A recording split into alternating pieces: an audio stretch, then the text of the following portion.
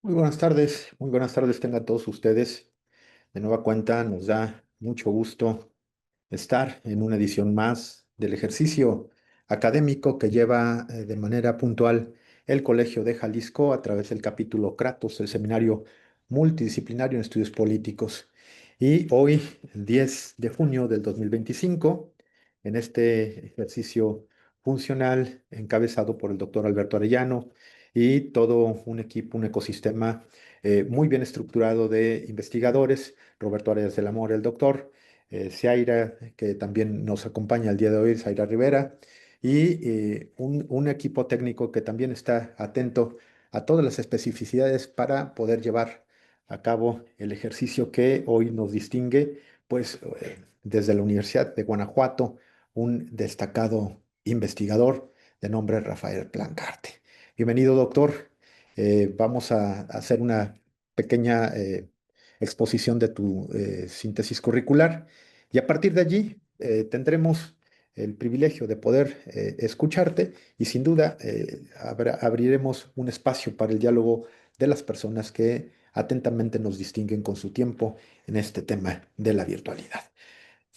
Bienvenidos todos. Rafael Plancarte es doctor en ciencia política por la Universidad de Guadalajara, es candidato al Sistema Nacional de Investigadores e Investigadoras. Ha sido profesor en la Universidad Autónoma de Querétaro. Sus líneas de investigación giran en torno a la elección racional, la teoría de juegos, el crimen organizado, el método comparado, los mecanismos causales y los estudios sobre democratización. Fue editor en jefe, adjunto y coeditor en jefe de Politicon, la revista insigne de la International Association for Political Science Students. Desde el 2023 es editor en jefe de Encuentro Latinoamericano publicado por IAPS y además funge como titular del Consejo Ciudadano de Seguimiento para Políticas Públicas en materia de juventud del INJUVE 2018-2020 y preside de la Comisión de Seguridad y a partir de 2019 coordinó actividades en la cátedra Leonardo Morlino.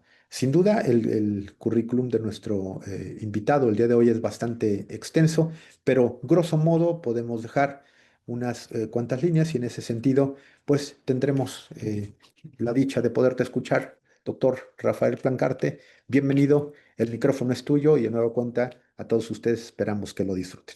Gracias, doctor Magdiel.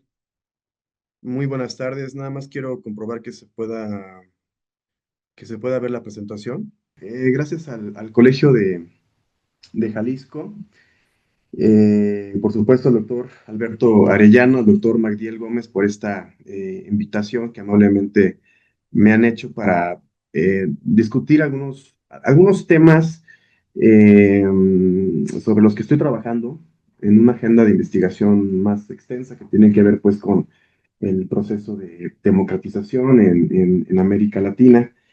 Entonces, este es uno de los temas tangenciales que he estado estudiando en las últimas semanas. En realidad, yo como, bueno, hace un momento decía el doctor MacDill, pues en los últimos años he estado involucrado en otros enfoques, en otros temas, particularmente en lo que tiene que ver con la elección racional, la teoría de juegos y cómo podemos aplicar pues algunos de estos modelos para el análisis de fenómenos concretos y fenómenos empíricos de la realidad de México y también de América Latina.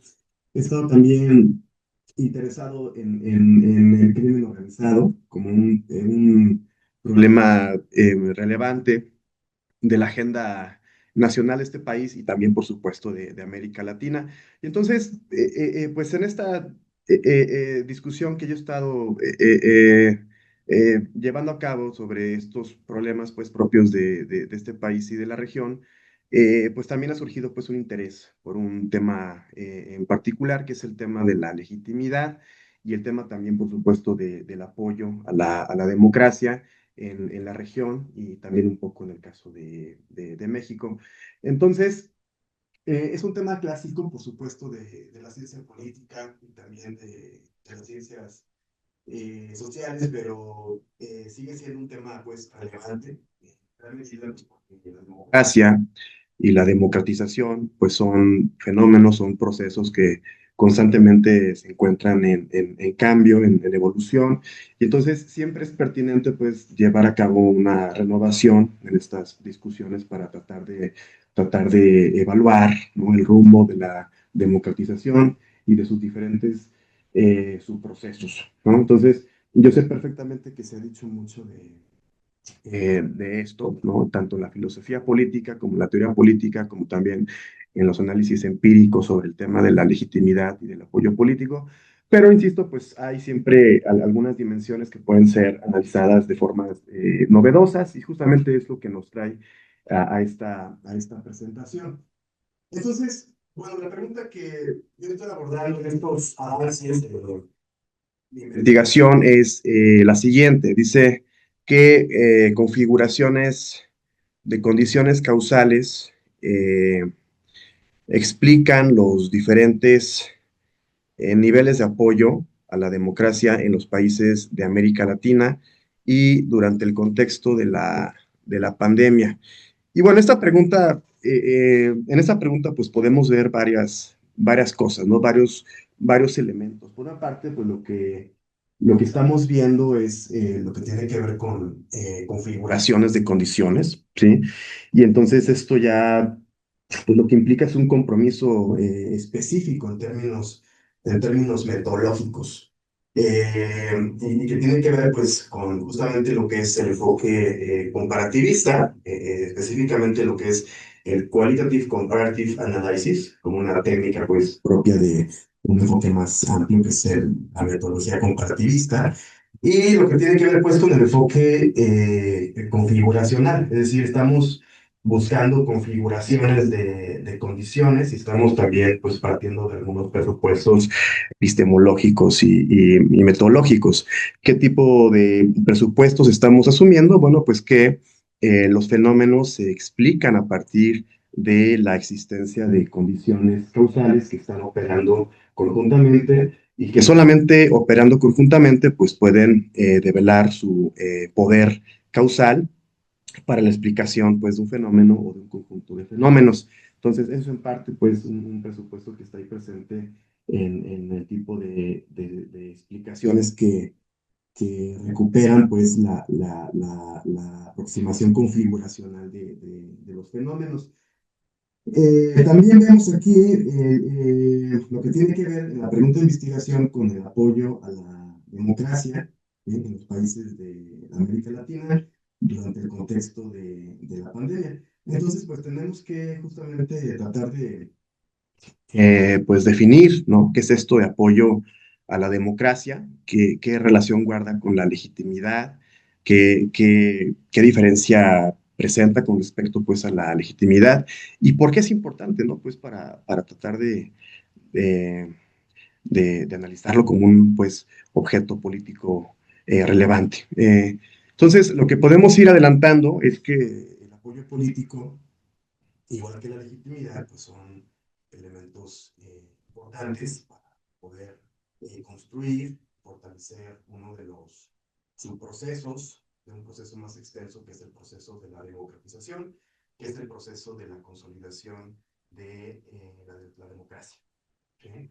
Entonces, el apoyo político y la legitimidad son dos elementos importantes para tratar de entender cómo se fortalece la consolidación de la democracia. Evidentemente, la consolidación, insisto, como un subproceso que es parte de un proceso mayor, que es el proceso de la democratización, es un subproceso que involucra distintos elementos, distintas variables. También está, por supuesto, además de la legitimación, está lo que Leonardo Morlino hace referencia como el anclaje, ¿sí? Entonces, por sí solo, lo que quiero decir es que el apoyo y la legitimidad, pues no explican la consolidación, pero sí son elementos importantes, pues, para tratar de evaluar, pues, el curso de la consolidación.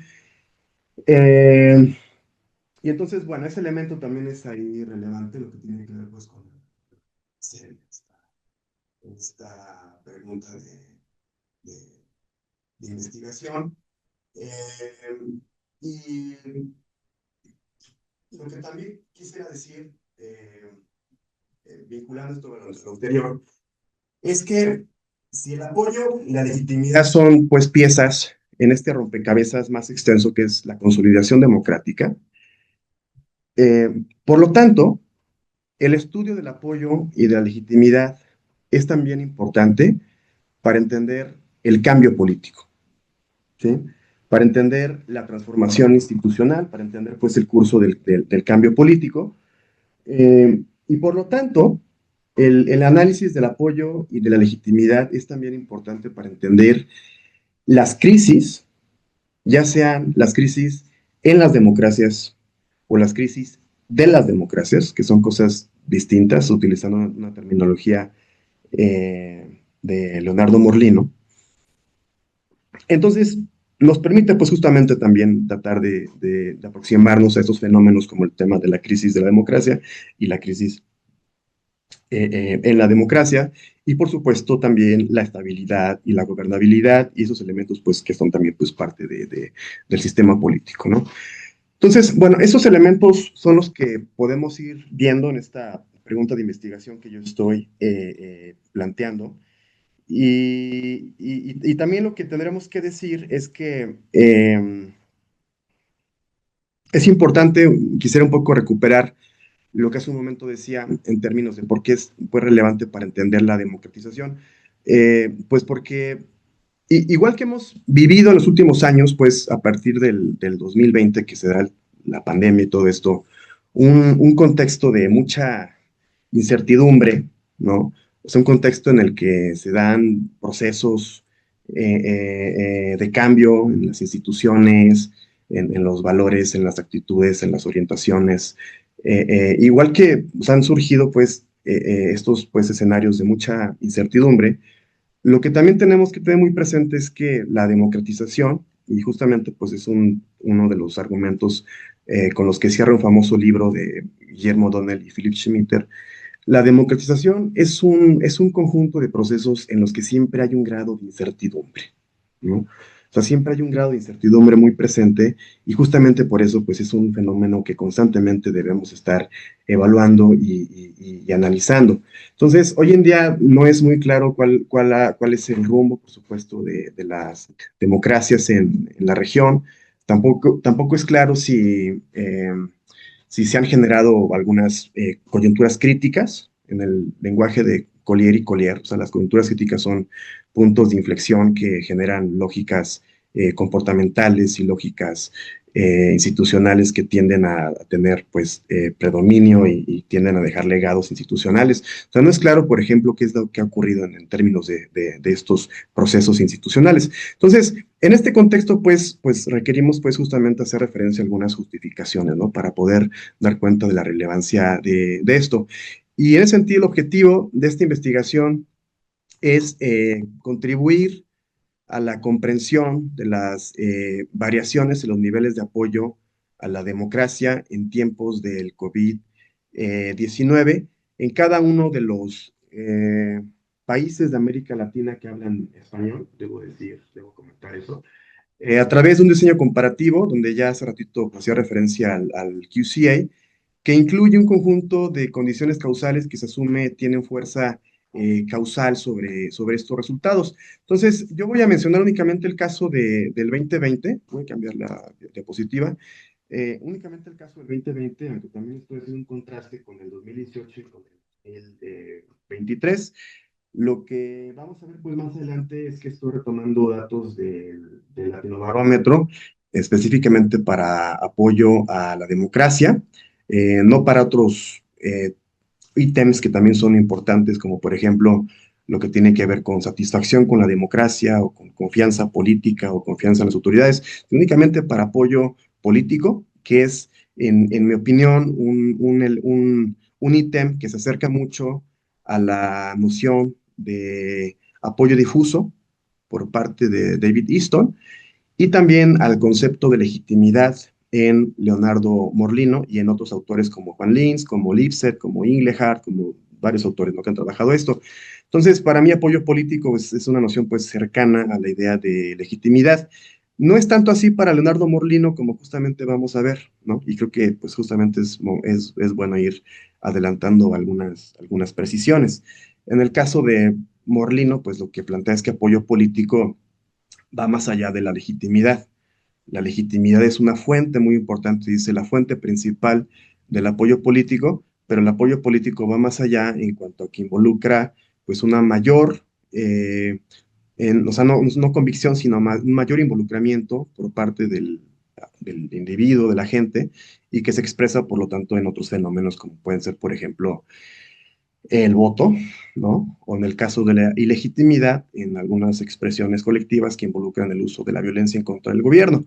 Entonces, hay pues cierta necesidad, ¿no? En este momento de ir precisando algunos conceptos. Para mí, me parece que la idea de apoyo difuso, que es de David Easton, es un tema pues que nos permite pues, ¿no? Justamente aterrizar la idea de la legitimidad y del apoyo político. Bueno, ¿por qué estudiar la legitimidad democrática en estos tiempos? Bueno, pues porque, como decía hace ratito, pues en parte porque la pandemia tuvo consecuencias en todos los ámbitos, incluyendo diversas dimensiones de la política y de las instituciones. Entonces, pues las ciencias sociales han tenido la tarea de tratar de analizar, ¿sí?, los rompecabezas que se han dado en el ámbito de la política, en un escenario, por supuesto, en el que las crisis de cualquier tipo... Disculpa, doctor, Sí, perdón la interrupción. ¿Podrías ajustar un poco tu micrófono? Que a veces tenemos bajones en cuanto a la sonoridad, ¿no? Al volumen de voz. A veces te notamos muy lejos, nada más para que lo puedas acercar un poco más a tu... voy a acercarme a la computadora un poco más, a ver si así. Excelente, ya te captamos muy bien. Adelante, perdón. Ok, claro. Entonces, bueno, lo que estaba comentando es que en el contexto de la pandemia, pues se dan un conjunto de rompecabezas, sino que tenemos que tratar de ordenar. Y en el plano político, pues lo que vemos son, por supuesto, el resurgimiento de algunas posiciones radicales, algunos fenómenos de polarización, cierta reconstrucción autoritaria de las instituciones, la emergencia de algunos líderes iliberales, líderes con tintes autoritarios, todo esto. Vemos también, por supuesto, una crisis que se ha ido agudizando en términos de la representatividad. Vemos también, por ejemplo, el resurgimiento de ciertos nacionalismos, la crisis de los partidos políticos. Y bueno, pues entonces estos elementos, si bien ya venían pues como parte de una tendencia de años atrás en la región, pues se han ido agudizando, ¿sí? Y entonces pues justamente esto apunta a este punto que me parece a mí pues relevante, ¿no? La pandemia, como dice la diapositiva, pues tuvo consecuencias en todos los ámbitos, incluyendo diversas dimensiones de la política y de las instituciones. El segundo punto que quisiera mencionar es que la política, eh, las instituciones, las orientaciones políticas y los valores han pasado por procesos de reconfiguración y cambio. Y yo creo que en esta tesitura, uno de los aspectos que justamente pues requieren una evaluación sistemática, pues es lo que tiene que ver con el apoyo político y la legitimidad. Es un fenómeno que, como había mostrado desde hace algunos informes, el Latinobarómetro pues venía a la baja. ¿Sí? O sea, en general en la región lo que se observa es que el apoyo a la democracia viene a la baja. Y entonces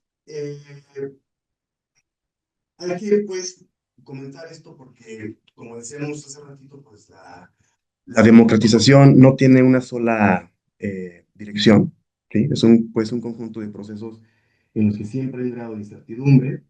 Y entonces, como no tiene una sola dirección la democratización, pues siempre cabe la posibilidad de ciertos retrocesos autoritarios, siempre cabe la posibilidad, pues, de algunos regresos a sendas que no son democráticas.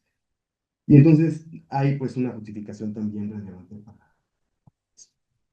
Eh, en la región, como seguramente se sabe, pues eh, desde las últimas olas de democratización ha habido um, algunos logros, principalmente en términos de mayores derechos políticos, en términos, digamos, de la competencia política, en términos de la rotación de las élites sin digamos, de forma, eh, ¿cómo llamarlo? Que no involucre, pues, el uso de la violencia y de la fuerza. Entonces, hay algunas dimensiones de la democracia en la que se observan pues grandes avances que tienen que ver con los derechos políticos, la competencia política, todo esto, pero hay también otras dimensiones que justamente pues han ido empeorando, que presentan pues en términos de lo que algunos intelectuales como Morlino y otros hacen referencia a la calidad de la democracia, pues algunas dimensiones justamente de la calidad de la democracia pues se han venido deteriorando. Entonces, de ahí la relevancia, ¿no? También lo que hace un momento yo decía, lo puse aquí en esta diapositiva, es que el apoyo político y nociones cercanas como legitimidad, consenso y aceptación han sido algunos de los temas clásicos de la filosofía política y de la ciencia política desde que comenzó la reflexión sobre el poder, el Estado y las formas de gobierno. Lo que habría que precisar, por supuesto, es que a diferencia de lo que hace la filosofía política, o sea, cuando la filosofía política se dedicaba a analizar estos temas, se dedica a analizar esos temas, pues lo que trataba de entender es cuáles son las justificaciones del poder, ¿no? ¿Dónde se encuentra la justificación, las justificaciones más relevantes en la teoría política para entender la existencia del Estado y de los regímenes? Ya tenemos pues un conjunto de autores que han justamente reflexionado sobre esto, desde Thomas Hobbes hasta Bobbio, ¿no?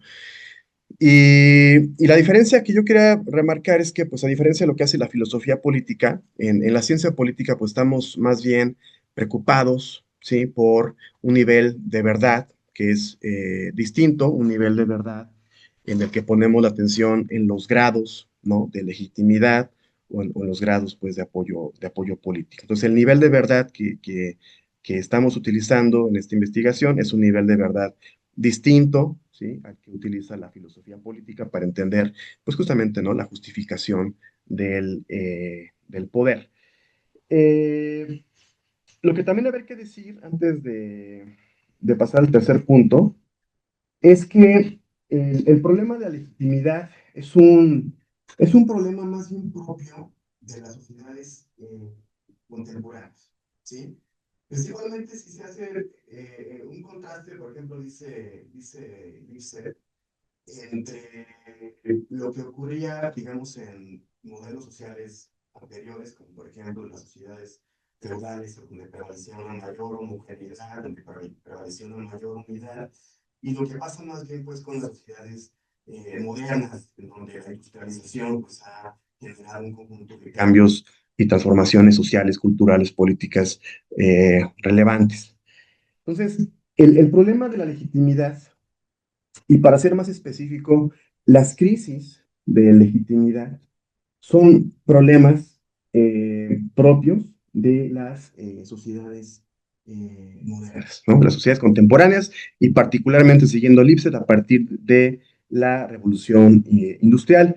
Y tenemos aquí una cita de Lipset en esta diapositiva que dice, es un fenómeno histórico reciente que surgió al aumentar en las divisiones profundas entre grupos capaces, debido a los medios de comunicación de masas, de organizarse en torno a valores distintos de los que anteriormente la sociedad consideraba los únicos legítimos. Entonces, en ese sentido, pues el problema de la legitimidad se hace más evidente en sociedades, digamos, más complejas, más diferenciadas, donde hay un conjunto más amplio de racionalidades y por lo tanto también de intereses que están en conflicto. Y entonces, pues en el mismo sentido, pues resulta relevante justamente analizar el tema de la legitimidad en un contexto que podemos llamar como post-pandémico para evaluar pues justamente cuál es su situación actual. ¿Sí? Eh,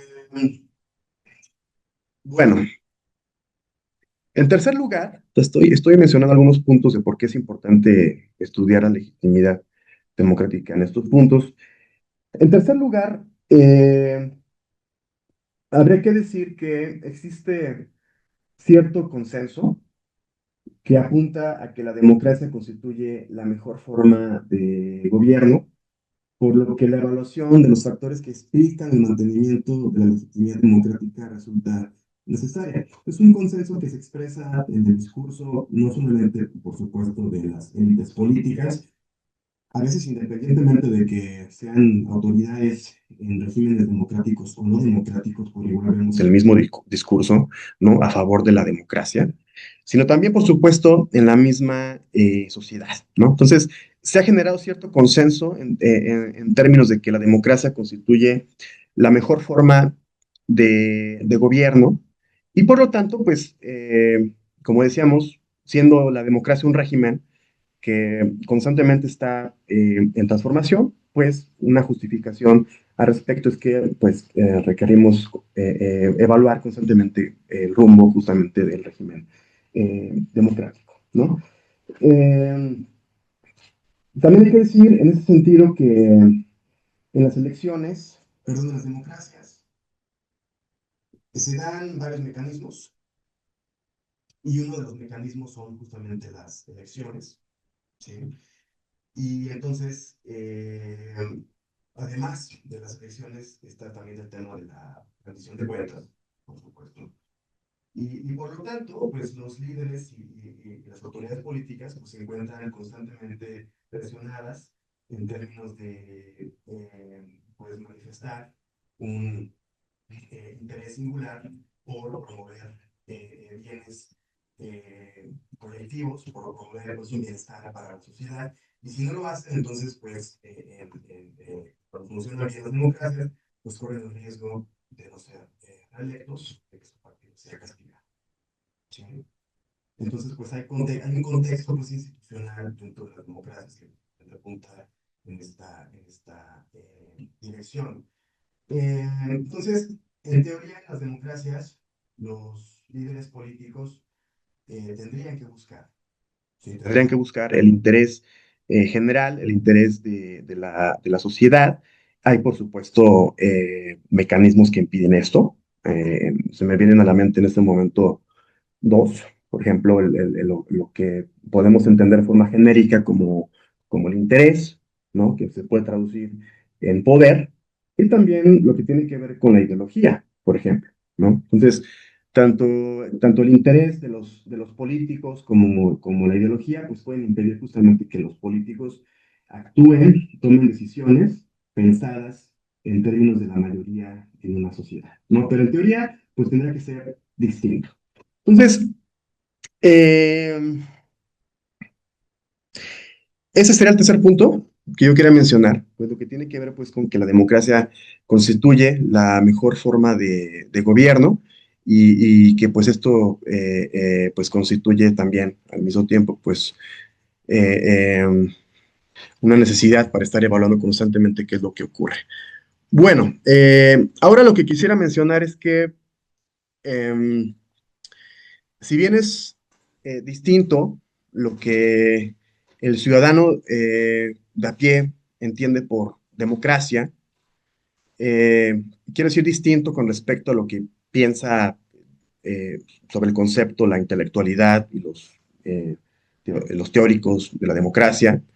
O sea, si bien hay pues un desfase entre ambas nociones, creo que una discusión sobre legitimidad de la democracia queda incompleta sin hacer referencia a lo que algunos autores han argumentado en términos de por qué la democracia es un mejor modelo político que otros regímenes, específicamente los regímenes autoritarios o los regímenes, digamos, híbridos o etcétera.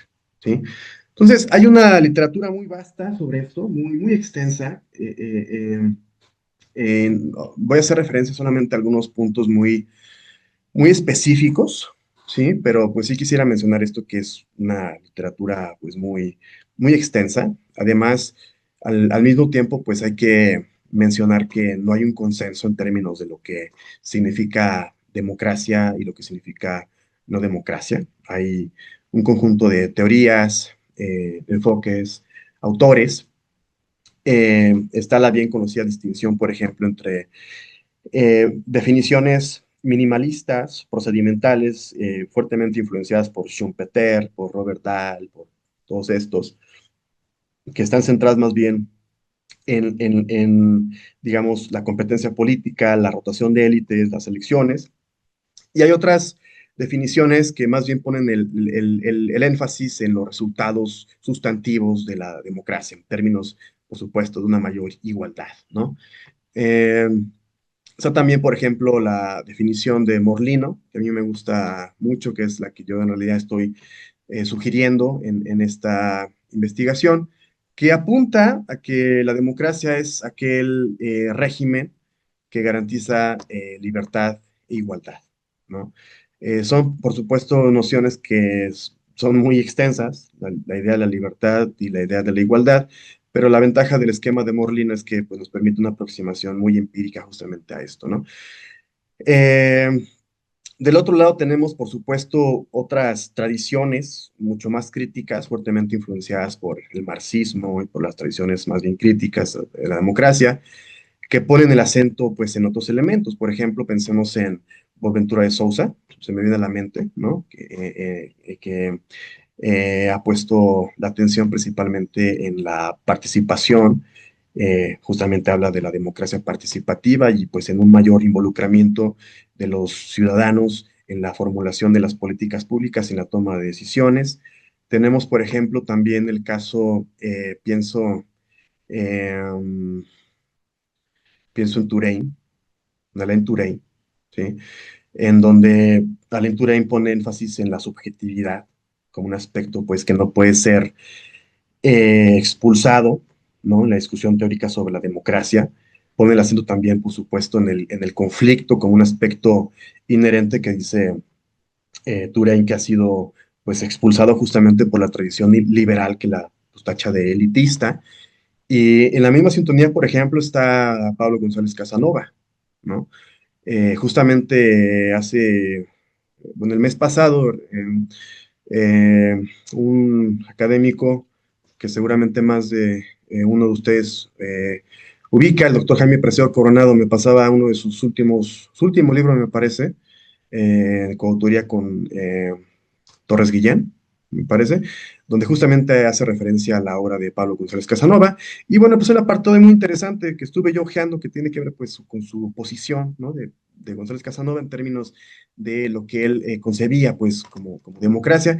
Y ahí pues el conflicto es definitivamente un aspecto central, ¿no? Entonces, pues lo que estaba diciendo es que hay distintos enfoques, distintas teorías, distintos autores que están eh, eh, compitiendo, ¿sí? Por presentar argumentos sobre lo que tendría y lo que es una democracia.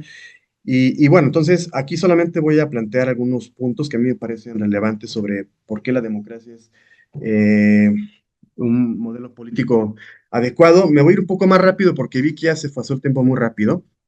Entonces, bueno, el primer punto que yo quisiera mencionar ah, es que, bueno, la idea de las democracias liberales. ¿Sí? Un libro reciente de Ansel que se llama ¿Por qué fracasa la política? Que se parece mucho el título de Acemoglu Robinson de ¿Por qué fracasan los países?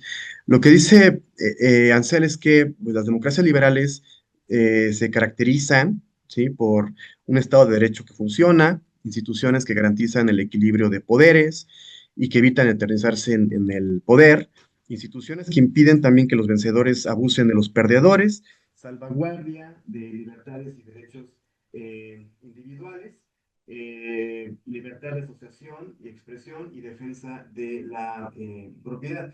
Evidentemente, la mayoría de o varios países de la región de América Latina se alejan justamente de una definición, digamos, funcional, perdón, de un modelo funcional de democracia, vemos más bien fenómenos distintos que pueden ser catalogados bajo distintas etiquetas como democracias electorales, como democracias delegativas, siguiendo la tradición de orden, como regímenes híbridos, como democracias de fachada, como abortos de democracia, etcétera. Entonces, esto lo mencionaba yo creo para hacer hincapié en que en la región pues tenemos serios pendientes y que justamente pues, la construcción de las democracias y la consolidación de las democracias pues, sigue siendo uno de los retos mayores en la región. Eh, y que entonces cualquier definición, pues, que sea ideal de democracia, y cuando se contrasta con el caso de América Latina, pues vemos un fuerte desfase, ¿no? Pienso también, por ejemplo, en la definición del PNUD. La definición del PNUD hace referencia a la democracia como ese modelo político que garantiza el bienestar en los ciudadanos. ¿Sí? Y bueno, entonces hay varias definiciones que podemos llamar como funcionales de democracia, pero que cuando son contrastadas con el caso de América Latina, pues vemos importantes desfases. Eh, y entonces, a ver, ahora sí son aquí las ventajas. La primera ventaja que podemos mencionar es que en democracias los gobernantes toman decisiones eh, tomando en cuenta los intereses de la mayoría. ¿Sí? Y esto, pues, como hace un momento decíamos, está más cerca de ser un ideal que de ser realmente lo que Doctor, ocurre. perdemos tu audio de nueva cuenta. Ah, perdón, a ver si ahí me escuchan ahí.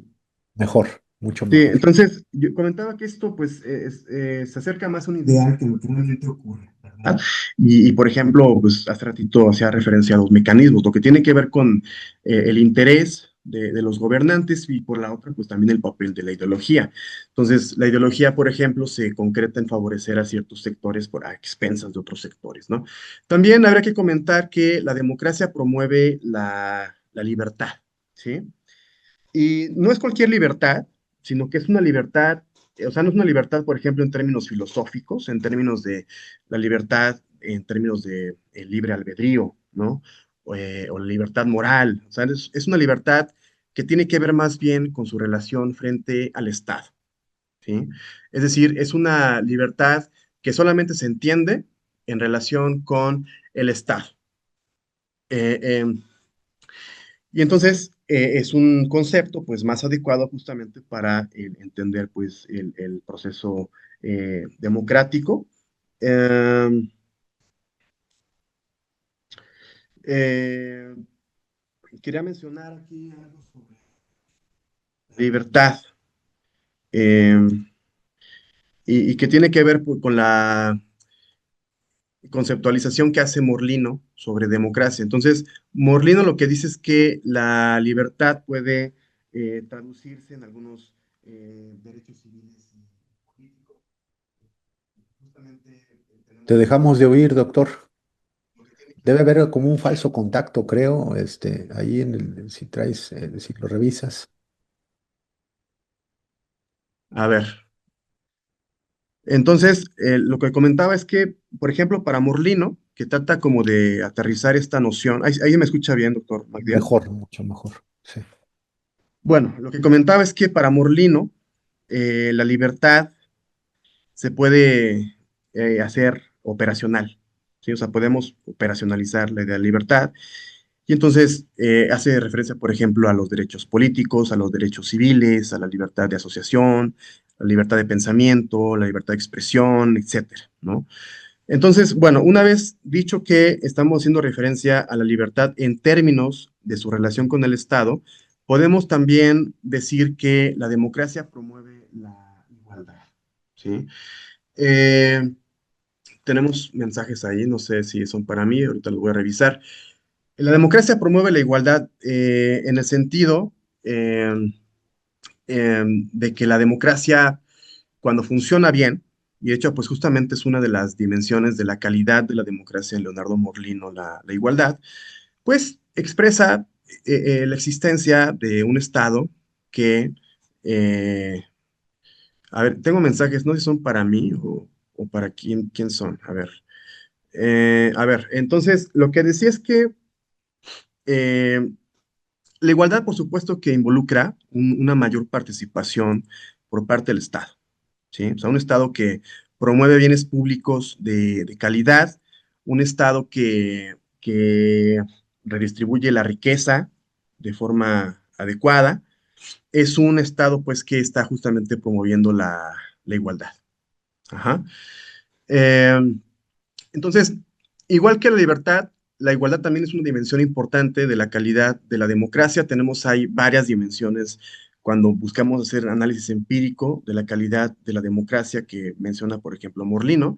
Tenemos lo que tiene que ver con la rendición de cuentas horizontal, la rendición de cuentas vertical, lo que tiene que ver con la competencia política, lo que tiene que ver con la efectividad del gobierno, lo que tiene que ver con la participación, lo que tiene que ver con el Estado de Derecho, lo que tiene que ver con la igualdad y la libertad, y por ahí a lo mejor me falta alguna, que no sé cuál me está faltando, ¿no?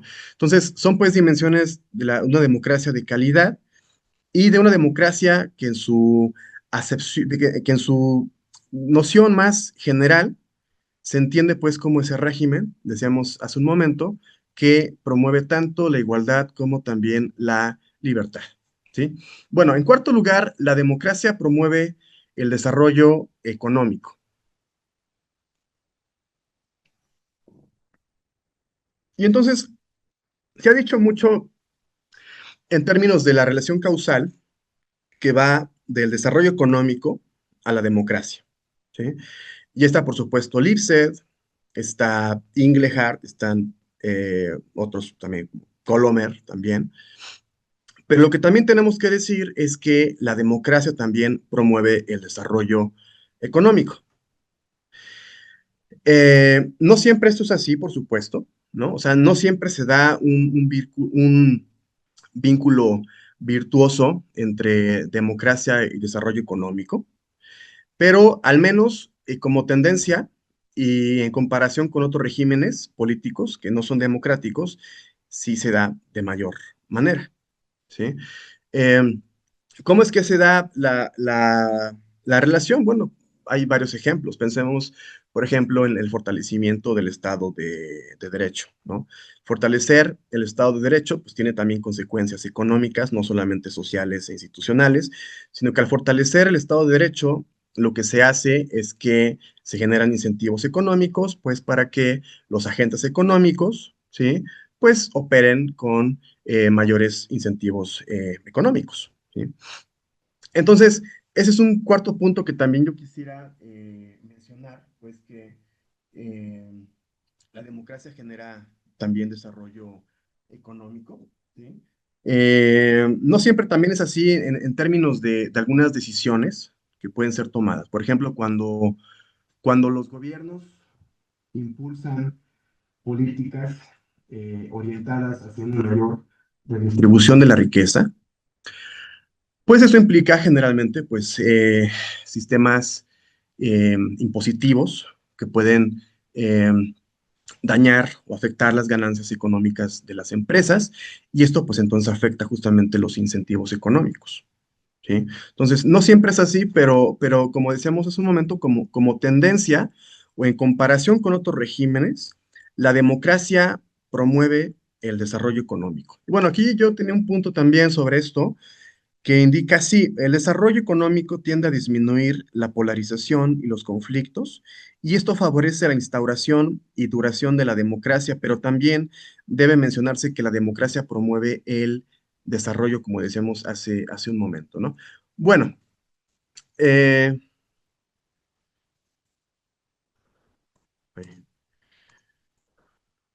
Bueno, justamente está eso aquí que ahorita decía, que en el contexto de la regla de la mayoría pueden formularse políticas redistributivas e impuestos que terminen por afectar la productividad en la economía. Hay que tener pues muy en cuenta que a veces pues la lógica económica pues es una lógica que más bien se rige bajo el principio de la eficiencia económica y que la eficiencia económica pues tiende a generar muchas veces desigualdad, ¿no? Y dos, también un segundo punto es que la democracia, al promover formas de acción colectiva, pues puede promover eh, la existencia de grupos que buscan influir sobre el gobierno para defender sus intereses, afectando el interés de la mayor parte de la sociedad. Sin embargo, en democracias, dice Colomer, tienden a desarrollarse instituciones que favorezcan el desarrollo con mayor facilidad que en los regímenes no democráticos. Ah, también habría que mencionar, yo creo que como parte tanto del punto 4 como del punto 3, que que las democracias son más propensas a suministrar bienes públicos, lo cual no tiende a ocurrir en los regímenes autoritarios, ¿sí? ¿Por qué no tiende a ocurrir en los regímenes autoritarios? Bueno, pues porque los bienes públicos lo que tienden a hacer es que empoderan a los ciudadanos. O sea, pensemos, por ejemplo, en la educación como un bien público. La educación involucra una mayor reflexividad, una mayor propensión a omitir o ser contrario a valores autoritarios, ¿sí? Y es un argumento pues, que ha estado muy presente desde Lipset. ¿Sí? O sea, Lipset hizo mucho énfasis en el papel que tiene la alfabetización y la escolaridad, justamente pues en el mantenimiento y el fortalecimiento de los regímenes democráticos. Pienso, por ejemplo, también en un libro muy interesante, es un libro metodológico de Dirk Berks-Klauser, donde hace referencia al funcionamiento del QCA.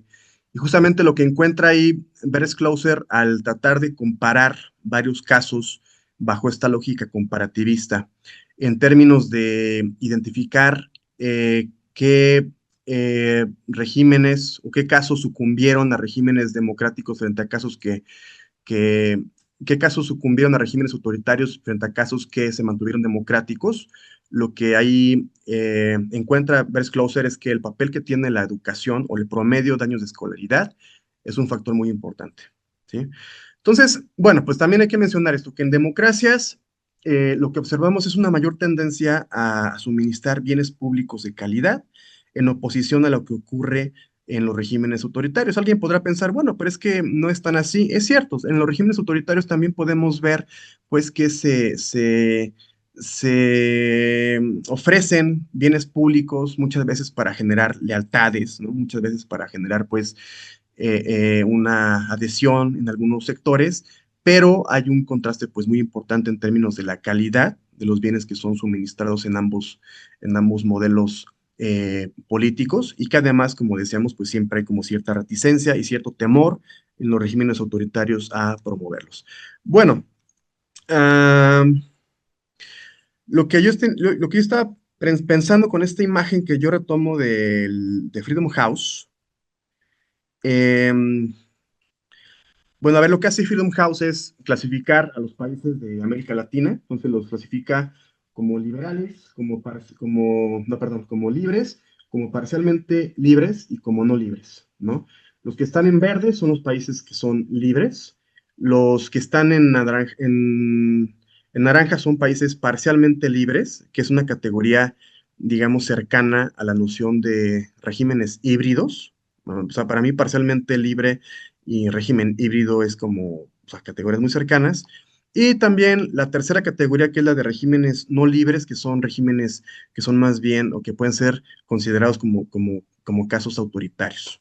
Entonces, lo que yo estaba pensando es que el apoyo a la democracia en parte se empalma, ¿sí? Justamente con esta clasificación que hace Freedom House. No es siempre así, pero sí se empalma. Por ejemplo, en el caso de Venezuela vemos en los informes de Latinobarómetro un alto nivel de apoyo, ¿no? A la democracia.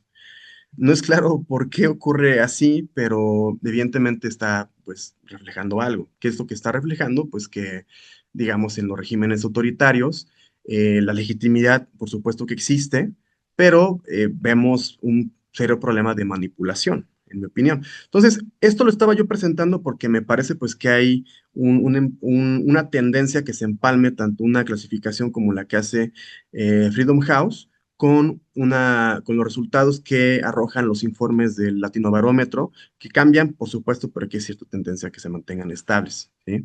Entonces, pues eso, justamente vemos eso, ¿sí? O sea, que en los países que pueden ser considerados como libres, vemos un mayor apoyo a la democracia. Y en los países que pueden ser considerados como parcialmente libres, vemos un menor apoyo a la democracia. Bueno, rápidamente voy a mencionar lo que tiene que ver con el apoyo político, que es un concepto de David Easton. Y hay que decir, pues, que el autor va a hacer una distinción muy importante, muy conocida también en la ciencia política, que es la distinción entre apoyo difuso y apoyo específico. El apoyo difuso es un apoyo que tiende a ser constante, ¿no? Que tiende a no variar mucho cuando hay, por ejemplo, coyunturas económicas desfavorables, ¿sí? Y de forma contraria, el apoyo específico no se refiere tanto, pues, a estas orientaciones que pueden ser más valorativas, como es justamente lo que se concreta en el apoyo difuso, sino que más bien el apoyo específico es un apoyo que está anclado en gran parte a una racionalidad distinta que podemos llamarla, no sé, racionalidad más instrumental. ¿Qué quiere decir esto? Pues que el apoyo específico tiende a cambiar de una manera más rápida que el apoyo difuso, ¿sí? Y que por lo tanto los cambios económicos, las transformaciones económicas, por ejemplo, en términos de algunos indicadores específicos como PIB, como tasa de desempleo, cuando tienen un mal desempeño, pues justamente afectan directamente el apoyo específico, ¿sí? Por ejemplo, Klessing dice que el apoyo difuso es más persistente que el específico, lo cual es imprescindible, indica este autor, para conservar al régimen democrático en circunstancias económicas y políticas adversas. Entonces, con estos elementos, creo que estamos pues en condiciones de hacer esta distinción entre apoyo a la democracia y satisfacción con la democracia. Y el informe del Latinobarómetro del 2021 aborda esta distinción e indica que mientras el apoyo de la democracia representa un indicador sobre el tipo de régimen, la satisfacción tiene que ver con cómo los ciudadanos conciben el funcionamiento y resultados de este régimen. Por eso decía hace un momento que me parece que ambos elementos están reflejando distintos tipos de racionalidades, ¿sí? Hay una racionalidad, por ejemplo, en términos de la tradición weberiana, que parece racional, orientada a valores, más cercana al apoyo a la democracia, y hay una racionalidad más bien orientada a fines, en donde, por supuesto, los fines pueden ser, pues, muy egoístas, queramos llamarlo, muy racionales, que tiene que ver más bien con la satisfacción con la democracia y con el funcionamiento del gobierno y de sus resultados, ¿sí? Ok, eh, a ver, es que no puedo cambiar esta. Bueno, eh, rápidamente voy a comentar que la legitimidad es un concepto eh, frente al cual de igual manera no existe consenso. Y también hay que comentar que es un factor relevante como un mecanismo integrador de las relaciones de poder, y que cuando el gobierno obtiene consenso o aceptación, la obediencia se trastoca en adhesión. Es una cita, es una paráfrasis de Levy en este famoso diccionario de ciencia política de Bobbio, ¿sí? Entonces, ¿qué quiere decir esto? Pues que la legitimidad es muy importante en varios sentidos, ¿sí? Y pienso, por ejemplo, en términos de garantizar la cooperación, ¿sí? O sea, el pagar impuestos es una forma de cooperación, y evidentemente cuando los ciudadanos consideran que tiene legitimidad el Estado, entonces hay una mayor probabilidad en términos de que exprese cooperación en estos términos. Entonces, es un aspecto que no solamente es importante, como decíamos hace rato, para la consolidación de la democracia, sino que también es importante justamente para, entre otras cosas, el buen funcionamiento, por ejemplo, del gobierno. Bueno, hay varias definiciones de legitimidad. Por ejemplo, el PNUD dice que es apoyo social mayoritario, y también destaca que la democracia debe distribuir de forma equitativa el poder y ampliar la ciudadanía para poder prevalecer en el tiempo. En el caso de Levy dice, es el atributo del Estado que consiste en la existencia en una parte relevante de la población de un grado de consenso tal perdón, es que me salí de la obediencia, que sea necesario, salvo en casos, sin que sea necesario, salvo en casos marginales, recurrir a la fuerza. En el caso de Lipset, por ejemplo, dice que la legitimidad es la capacidad de un sistema político para generar y mantener la convicción de que las instituciones políticas existentes son las más convenientes o apropiadas para la sociedad. En una dirección distinta va la definición de Morlino, quien dice que is a set of positive societal attitudes toward its democratic institutions, which are considered as the most appropriate form of government. ¿Por qué es distinta la definición de Morlino? Pues lo que podemos ver es que Morlino está enfatizando el papel que tiene, pues, la subjetividad de los individuos. O sea, por ejemplo, la podemos comparar con la definición de Lipset, y Lipset dice es la capacidad de un sistema político para generar y mantener la convicción de que las instituciones políticas existentes son las más convincentes o apropiadas para la sociedad. Entonces, el énfasis en Lipset está más bien en la capacidad que tiene el sistema político para generar legitimidad. Y en cambio, en el caso de Morlino, o sea, es una definición que está más cercana, en mi opinión, pues a definiciones que están presentes en la cultura política, porque está haciendo un énfasis justamente en la subjetividad, en estas actitudes positivas que se dan en la sociedad y en las élites también, por supuesto, hacia las instituciones democráticas. Entonces, bueno, son algunas de las definiciones de legitimidad y la perspectiva de Morlino, que ahorita acabo de mencionar su definición de legitimidad, es también valiosa para poder distinguir entre algunas nociones, como lo son legitimidad, apoyo y consenso.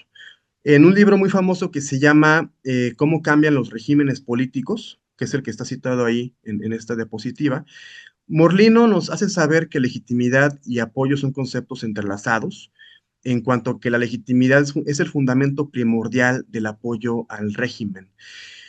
Y entonces, bueno, pues apoyo político, apoyo a la democracia, mejor dicho, en Morlino, es un apoyo, es una expresión que va más allá de la legitimidad y que por lo tanto se puede concretar, por ejemplo, en el voto y en otras expresiones que involucren pues una mayor agencia, quizá en los individuos, ¿no? Pero la legitimidad es un fundamento, quizá el más importante, del apoyo, ¿sí? Entonces, eh, esta distinción creo que es importante antes de avanzar para tratar pues de ir concretando algunas cosas. En el caso de Easton, tenemos entonces una aproximación distinta, porque en Easton el apoyo difuso es lo que podríamos entender como el ítem que utiliza el Latinobarómetro para el apoyo a la democracia, ¿sí? Entonces son cosas distintas. La aproximación de Morlino frente a la aproximación de Easton, pues son distintas en términos pues, de entender lo que es el apoyo político. ¿Qué es lo que yo estoy utilizando? Pues estoy utilizando la noción más bien de David Easton o la aproximación de Easton para entender lo que es el apoyo a la democracia, ¿sí? Bueno, rápidamente lo que voy a mencionar en términos de las teorías sobre la democratización, porque, bueno, o sea, esto requiere una justificación para ser incluida en esta diapositiva, ¿no? ¿Cuál es la justificación? Bueno, pues que, en mi opinión, los factores, las condiciones, los elementos que permiten explicar las variaciones en el apoyo a la democracia, están fuertemente vinculadas con lo que podemos pues denominar como factores de la democratización. Y ahí tenemos factores económicos, tenemos factores culturales, tenemos factores políticos también, ¿sí?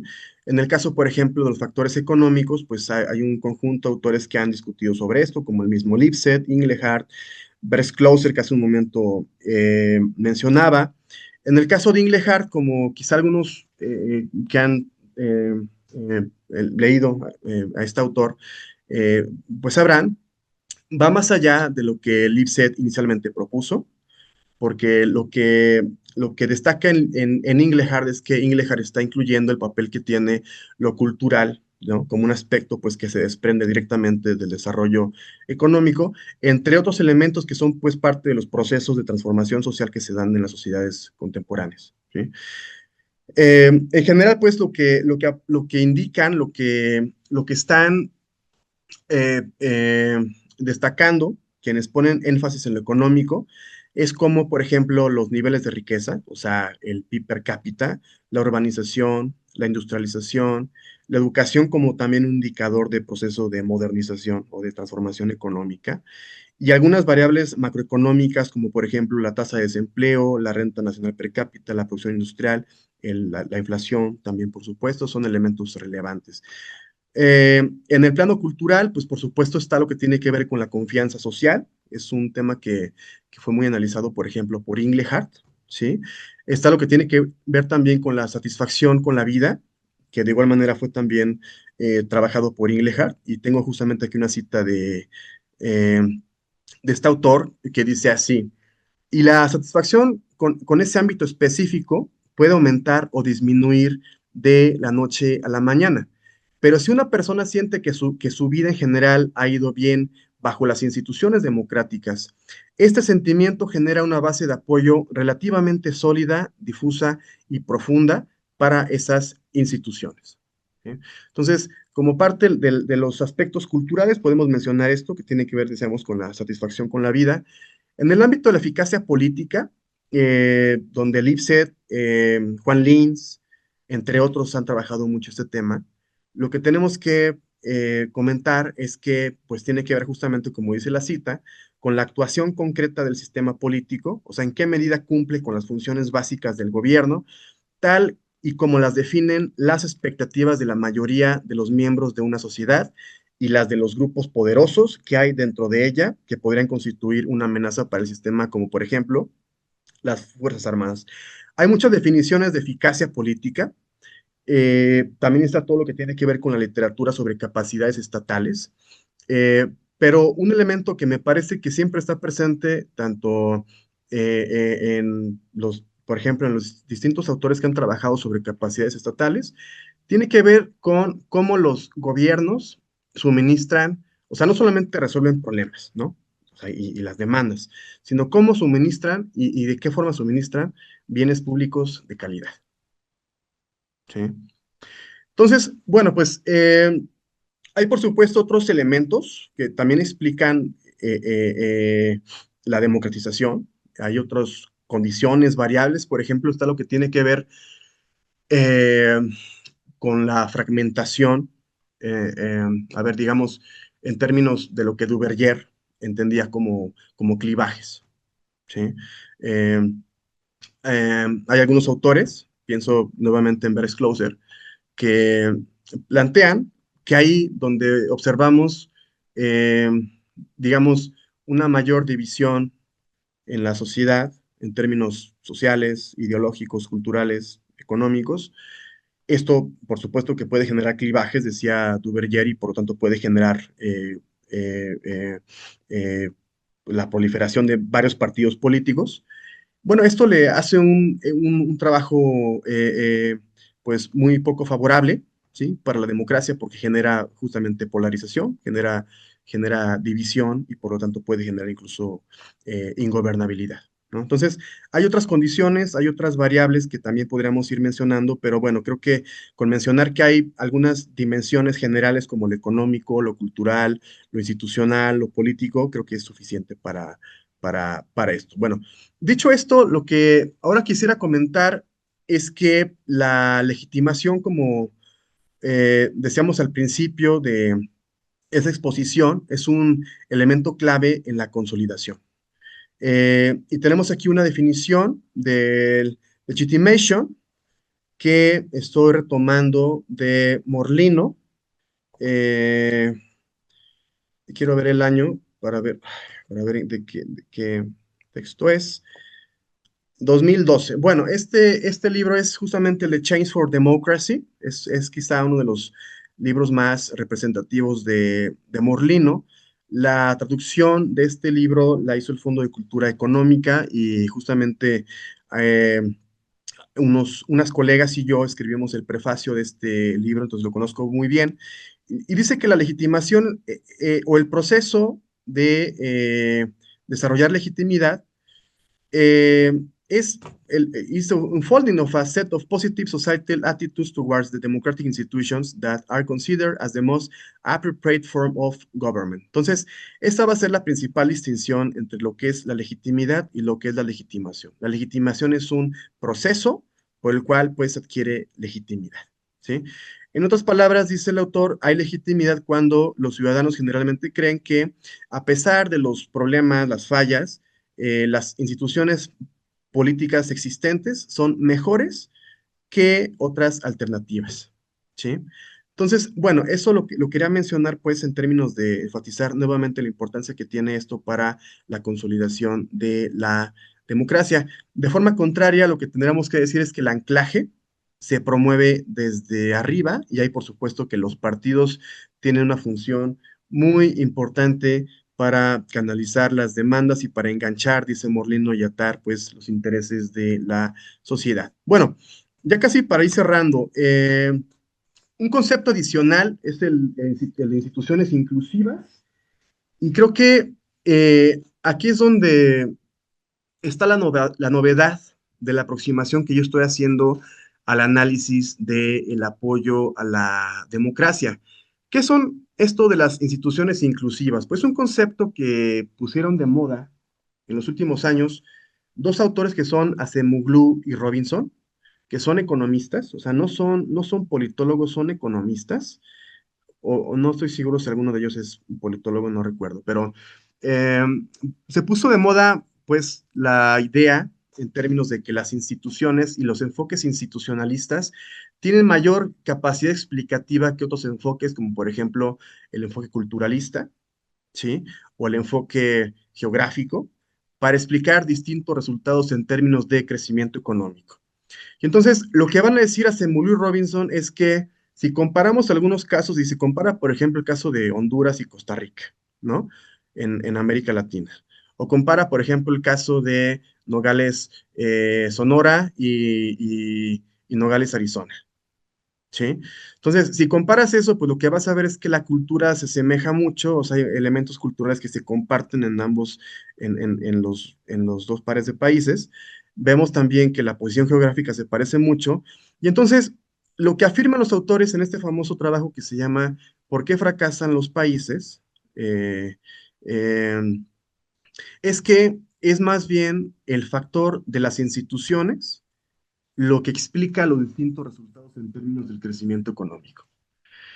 Entonces, bueno, pues, ¿qué son las instituciones inclusivas? Pues son instituciones que garantizan que exista competencia económica, que garantizan que existan bienes públicos de calidad, que garantizan que los costos de transacción sean reducidos, lo cual genera, por supuesto, un mayor dinamismo económico, que garantizan, por supuesto, oportunidades de ascenso social a los individuos, que garantizan, por supuesto, un Estado de Derecho que funciona bien, ¿sí?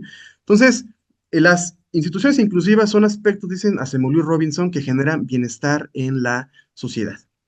Entonces, lo que no se ha dicho, y es justamente donde está la novedad, creo que de esta aproximación que yo estoy haciendo al tema del apoyo a la democracia y a la legitimidad, es que las instituciones inclusivas, cuando funcionan, cuando existen y funcionan bien, también generan apoyo a la democracia, ¿sí? Entonces, nada más voy a comentar esto porque es parte, pues, de la hipótesis que yo estoy planteando, pero me parece que es relevante. Bueno, ¿qué es el método comparado? Pues el método comparado es una aproximación eh, que generalmente utiliza un conjunto intermedio de casos, o sea, ni muy pocos ni demasiados, porque lo que plantea es que si tienes un conjunto extenso de casos, entonces la mejor técnica que tú puedes utilizar no es el método comparado, sino más bien el método estadístico. Y en cambio, que si tú tienes uno o dos casos, pues mejor haz una pair comparison, una comparación de pares, o haz un estudio de caso, ¿sí? Porque pues tienes muy pocos casos. Entonces, en parte es eso, ¿no? Es muchas cosas más, pero el método comparado tiene además distintas distintas versiones y una de las versiones que tenemos que mencionar, pues justamente es lo que tiene que ver con el QCA. Entonces, ¿qué es el QCA o Qualitative Comparative Analysis? Pues es una técnica que lo que está buscando son patrones, configuraciones causales, ¿no? Distintos caminos que puedan llevar a un mismo resultado. Va a decir el QCA. Es una técnica muy cercana a o que utiliza, mejor dicho, la teoría de conjuntos. Y esto queda, pues, mayormente expresado cuando hacemos el análisis de necesidad y el análisis de suficiencia, ¿sí? Es decir, hay necesidad, dice el QCA, dicen varios autores, siempre que está presente la condición resultado, va a estar presente la condición explicativa. Y hay suficiencia, siempre que está presente la condición explicativa, va a estar presente la condición resultado. Esto, bueno, pues se traduce en que en términos de teoría de conjuntos, la condición explicativa se convierta en un subconjunto de la condición resultado en la suficiencia y en cambio, en la necesidad, la condición resultado se convierte en un subconjunto de la condición explicativa, ¿sí? Entonces, el QCA es una técnica muy cercana a la teoría de conjuntos y eso pues hay que tomarlo muy en cuenta para entender algunos conceptos como justamente el de consistencia. ¿Qué va a ser la consistencia? Pues un concepto muy importante para el análisis de la suficiencia y lo que indica la consistencia es qué tanto el resultado que hemos obtenido se aleja de una relación perfecta en términos de teoría de conjuntos. Y lo comento ahorita porque pues ahorita voy justamente a ofrecer un resultado sobre esto. Bueno, hay algunos conceptos que muy rápido voy a mencionar.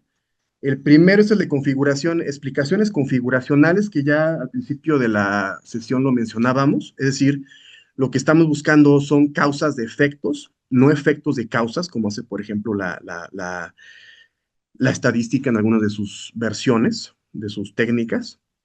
Y entonces, como estamos buscando causas de efectos, vamos a plantear que las condiciones van a mostrar su poder causal en conjunto con otras condiciones, ¿sí? O sea, no estamos interesados en condiciones o variables muy específicas, sino más bien en explicaciones configuracionales para justamente pues, tratar de reducir la complejidad que encontramos en los fenómenos sociales. El segundo concepto es el de equifinalidad. ¿Qué significa la equifinalidad? Pues lo que significa la equifinalidad es que hay distintos caminos para un mismo resultado, o que hay distintas pautas, distintos eh, eh, eh, conjuntos de condiciones que son distintos entre sí, pero que llevan a un mismo resultado, ¿sí? Y en tercer lugar, el tercer concepto que tenemos que mencionar es la idea de la simetría causal. Bueno, ¿qué significa la simetría causal? Pues básicamente que lo que explica Y no es lo mismo que lo que explica ausencia de Y. Eso es básicamente lo que significa la simetría causal. O sea, que por ejemplo, no sé, queremos analizar distintos niveles en términos de tasas de homicidios en América Latina, ¿no? Entonces encontramos que en los países en donde hay un bajo nivel de tasas de homicidios, vemos que, por ejemplo, hay una única condición suficiente, que es, por ejemplo, alto nivel educativo, ¿sí? Bueno, pues para que pueda haber simetría causal, lo que tendría que ocurrir es que en los casos en los que hay un alto nivel de tasas de homicidios, sea lo contrario justamente en términos de esta condición, ¿no? Es decir, que los niveles educativos sean bajos. Eso implica básicamente lo que es la asimetría causal, que no vamos a encontrar pues ese tipo de resultados. Bueno, la condición resultado que yo voy a analizar es un ítem del latinobarómetro que dice así, ¿con cuál de las siguientes frases está usted más de acuerdo? La democracia es preferible a cualquier otra forma de gobierno. Ese va a ser el ítem que yo voy a utilizar del latinobarómetro. Y bueno, pues en términos de las condiciones explicativas, estoy utilizando indicadores del Banco Mundial, indicadores de gobernanza, y particularmente estoy utilizando cuatro que son efectividad del gobierno, control de la corrupción, Estado de Derecho y calidad regulatoria. Son los cuatro indicadores que yo estoy utilizando del Banco Mundial, que en mi opinión, pues son indicadores que justamente están reflejando la idea de las instituciones inclusivas que hace un momento estaba yo mencionando. ¿Sí? O sea, en mi opinión, los cuatro son justamente pues expresiones. No es que así lo digan Acemoglu y Robinson, pero es justamente más bien mi inferencia, ¿no? O sea, yo estoy infiriendo que esos indicadores están dialogando de forma coherente con la idea de las instituciones inclusivas. Bueno, nada más voy a mencionar algo muy rápido en términos de la calibración, porque la calibración es un paso muy importante en el QCA. ¿Qué significa calibrar? Pues calibrar significa, en pocas palabras, asignar membresía eh, de un conjunto de casos, a un caso, de un caso a una condición, ¿sí? Y lo que también me faltó mencionar es que pues hay distintos tipos de QCA, ¿sí? Está lo que es el CRISP Set QCA y está lo que es el Fuzzy Set QCA, por ejemplo. También está el Multi-Value QCA. ¿Qué es lo que plantea el CRISP Set QCA? Pues que los casos o son eh, completamente miembros de una condición o no son miembros de una condición, ¿sí? O sea, nada más está presentes o están ausentes. Y en cambio lo que plantea el FSQCA es que la membresía puede plantearse más bien en términos de grados de membresía. Esa es pues la principal distinción. Yo estoy utilizando, como les comentaba hace ratito, pues el FSQCA.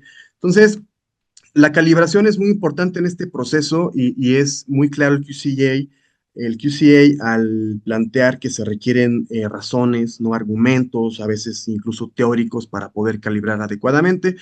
Bueno, yo me estoy un poco alejando de esa prescripción del QCA y lo que estoy haciendo más bien es calibrar a partir de clústeres, ¿sí? Un análisis de clústeres con cuatro marcas que es 0.20, 0.43, 0.77 y 0.90. Son las marcas que yo estoy utilizando para calibrar. Y entonces, una vez que he calibrado tanto las condiciones explicativas como también la condición resultado, pues entonces ya podemos hacer el análisis. Y entonces yo con esto cierro. Nada más voy a mencionar que en términos de la necesidad, la consistencia tiene que ser arriba de 0.9, es la sugerencia, y la que no está cumpliendo con este requisito es el control de la corrupción, ¿sí? Pero no estoy aquí planteando todavía disyunciones, aunque por sí solas se acerca al 0.9. Las demás parece que sí son consistentes, las cuatro que ya mencionábamos con respecto al apoyo a la democracia.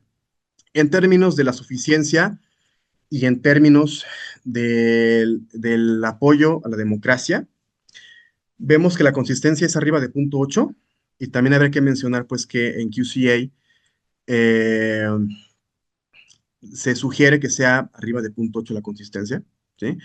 Tenemos la solución que es la intermedia y vemos que está presencia de Estado de Derecho y presencia de calidad regulatoria. Y tenemos los casos de Chile, Uruguay y Costa Rica. Son los que vamos a mencionar. En los demás no se cumple esto. Se cumple en Chile, se cumple en Uruguay y se cumple en Costa Rica. Entonces, esa va a ser la solución eh, para estos tres casos, ¿sí? Y bueno, en el caso de la ausencia del apoyo a la democracia, de igual manera estoy incluyendo pues ahí las cuatro condiciones ya señaladas, pero ahora en ausencia, ¿sí?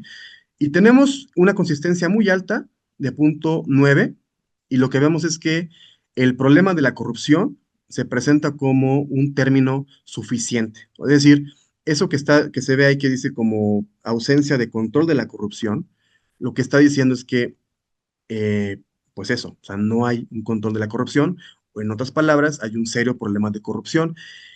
Y es una consistencia alta para varios casos. Tenemos Bolivia, tenemos Paraguay, tenemos Honduras, tenemos Guatemala, tenemos México, tenemos República Dominicana, tenemos Argentina, tenemos Perú, tenemos Brasil, tenemos Colombia, El Salvador y el caso de Panamá.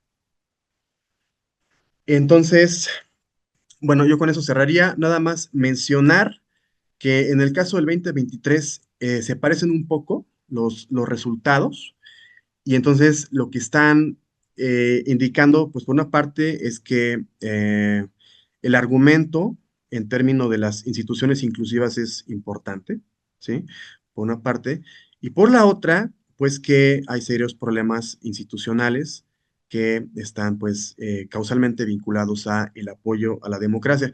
Entonces, yo con eso cerraría la intervención y bueno, pues agradezco mucho.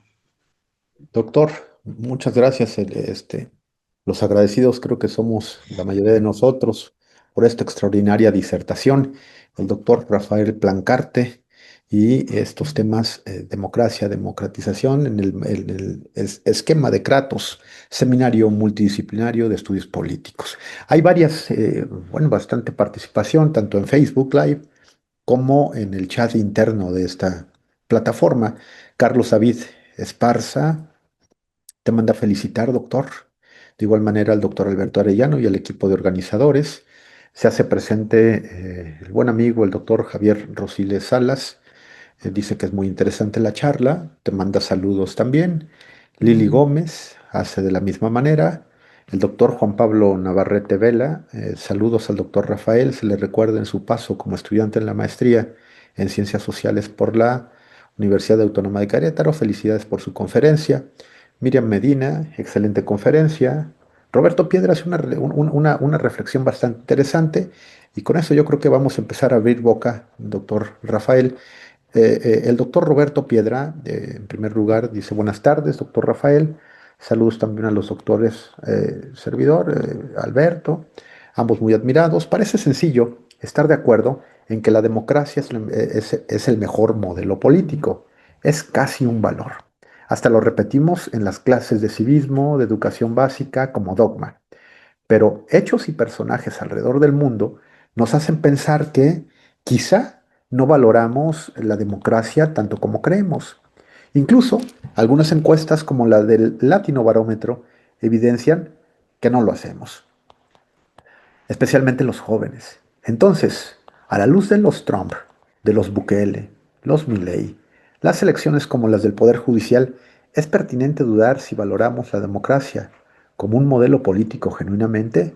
Esta reflexión la deja muy provocadora y creo que me sumo también al tema de la respuesta que va a ser interesante, ¿no? Lucía Irene, mi amiga Mimiaga León, habla de la desaparición del INAI y señala lo siguiente: en los estados donde está la inminente desaparición de órganos autónomos de transparencia, ¿podría provocar un desgaste democrático? Esa es la pregunta de Lucía Irene Mimiaga León. Manuel Ramírez Mercado lo manda a felicitar por la conferencia. De repente se pierde el audio, pero ha resultado muy ilustrativa, nos señala la discusión teórico-conceptual para abordar el tema de la legitimidad democrática. En este caso, me gustaría saber sobre el balance que realizan las democracias latinoamericanas del 2020 a la fecha. Pregunta uno: ¿logra identificar algún patrón de avance democrático? A partir de la investigación que realiza, ¿cuáles son los principales indicadores para profundizar en el análisis de la legitimidad democrática en América Latina en general y de México de manera particular? Eh, Delgado Trejo Luis Fernando te mando a felicitar, es maestrante de Derecho Electoral por la Escuela Judicial Electoral y lanza tres preguntas. Primera: ¿cuán fiables y comparables son las encuestas de percepción ciudadana sobre la democracia en América Latina? Pregunta 2: ¿cómo influye el concepto de democracia delegativa de O'Donnell en la interpretación de la legitimidad de los regímenes latinoamericanos? Y pregunta 3, y con esto cerramos este circuito de preguntas para que podamos atender tus respuestas de manera puntual. ¿Es legítima una democracia que se sostiene en la criminalización de la protesta social? Y con esto de nueva cuenta, doctor, ponemos atención a tus reflexiones.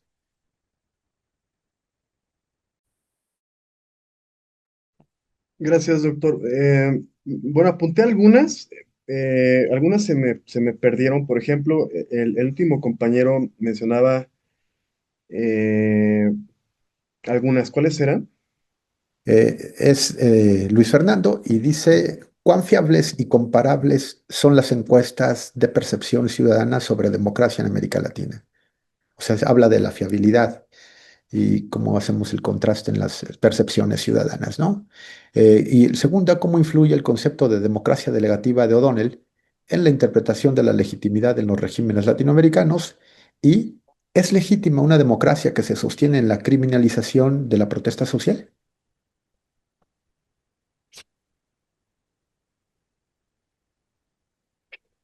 Bueno, a ver, son varias preguntas. Sí, sin duda. A ver si no me pierdo, ¿eh? Pero, a ver, la primera pregunta decía, ¿qué tanto valoramos la democracia? Si no, usted me ayuda, si no, ahorita, doctor Magdiel.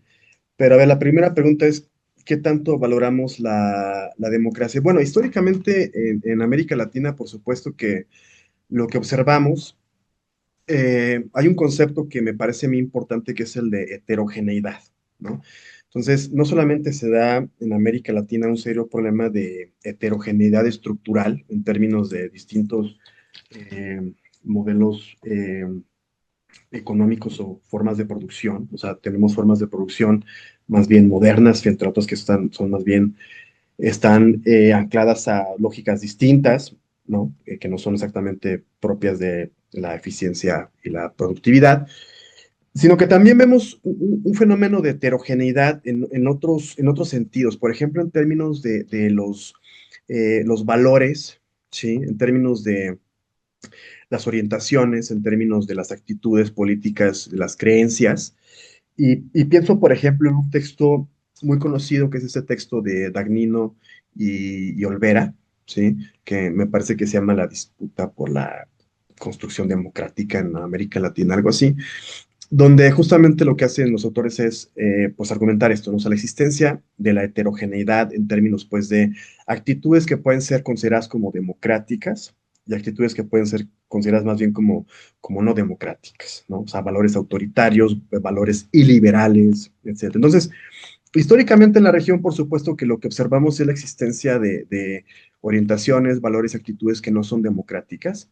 Ya en ese famoso libro de la democracia en México, Pablo González Casanova identificaba algunos obstáculos para la construcción de la democracia, ¿no?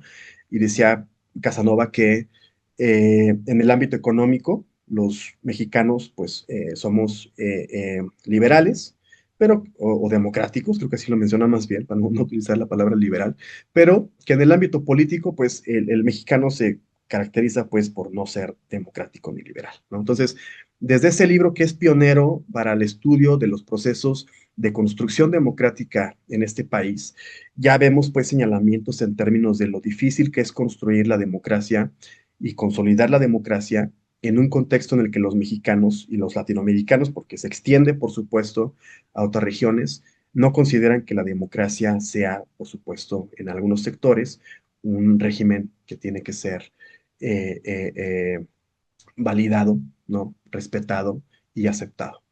Entonces, claro, o sea, definitivamente es un serio problema, sobre todo de las sociedades latinoamericanas. Para el caso de México, de forma muy específica, lo que vemos en términos del apoyo a la democracia, o sea, no tanto con la satisfacción de la democracia, sino más bien únicamente para el apoyo a la democracia, es que hay altas y subidas y bajadas, ¿sí?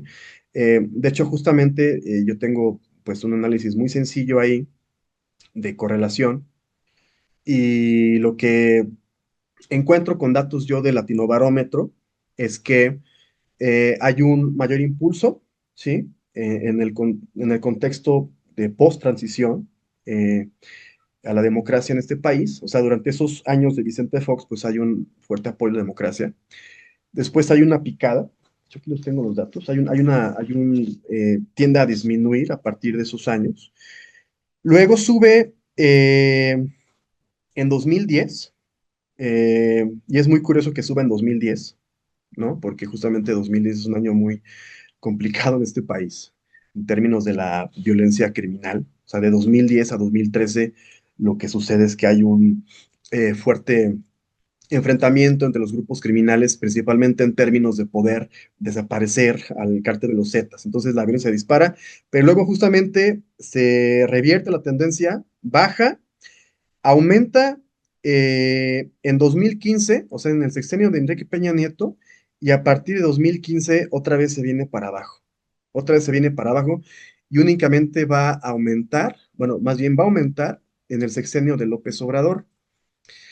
Y bueno, aquí pues vemos varias cosas, ¿no? O sea, la gente estaba muy disconforme con el gobierno de Enrique Peña Nieto a partir de 2015, o sea, del segundo periodo del sexenio de Enrique Peña Nieto, y entonces se desploma la democracia. ¿Qué quiere decir esto? Pues que a lo mejor hay una fuerte relación entre aprobación gubernamental y apoyo a la democracia. Y hay un segundo elemento que justamente permite argumentar en ese sentido, y es que en el sexenio de López Obrador se dispara el apoyo a la democracia, ¿sí? Y justamente porque era un presidente que tenía mucha aprobación. Ahora bien, entonces, para continuar con esta idea, en el caso de las subidas y las bajadas, pues tenemos que tratar de ofrecer algún tipo de argumento.